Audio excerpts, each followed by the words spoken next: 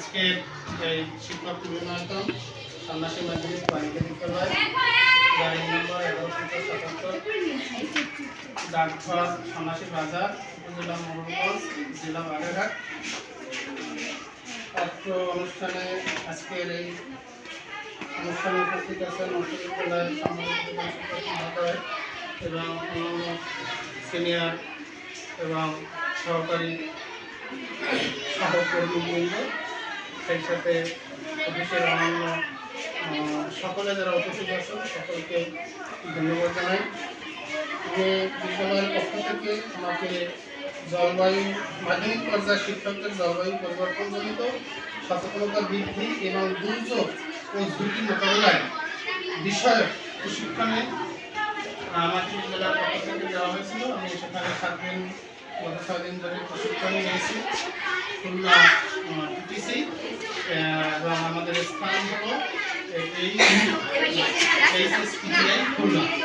এখানে প্রশিক্ষণ নিয়েছি এবং প্রশিক্ষণের ফলক হিসেবে প্রতিষ্ঠানে এসে শিক্ষক এবং শিক্ষার্থীদের সাথে মতাবিনিময় এবং এই জলবায়ু পরিবর্তনের কারণে আমাদের যে দায়িত্ব রয়েছে একটা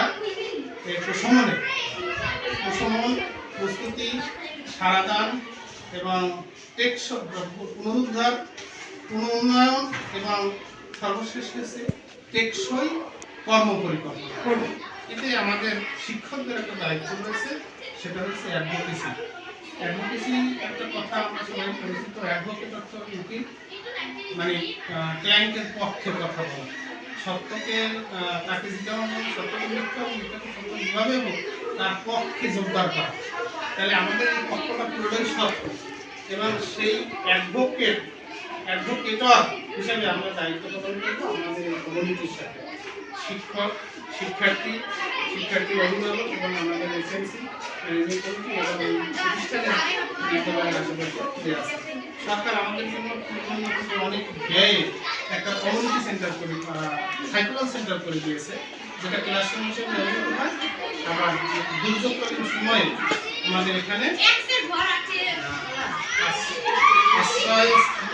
আশ্রয়স্থান হিসেবে ব্যবহৃত হয়। এটা আমরা সবাই জানি। আমাদের শিক্ষকদের একটা মুখ্য দায়িত্ব এই দুর্যোগ কেন হচ্ছে, সেজন্য দায়ীটা সবসময় মানুষ দেয়। সেরকম আমরা গাছপালা নির্ধারণ করে ঘর নির্ধারণ করছি, রাস্তাঘাট করছি, আমাদেরই প্রয়োজন। আবার কলকারখানা করেছি, তারপরে আমরা ট্রান্সপোর্ট ব্যবহার করছি।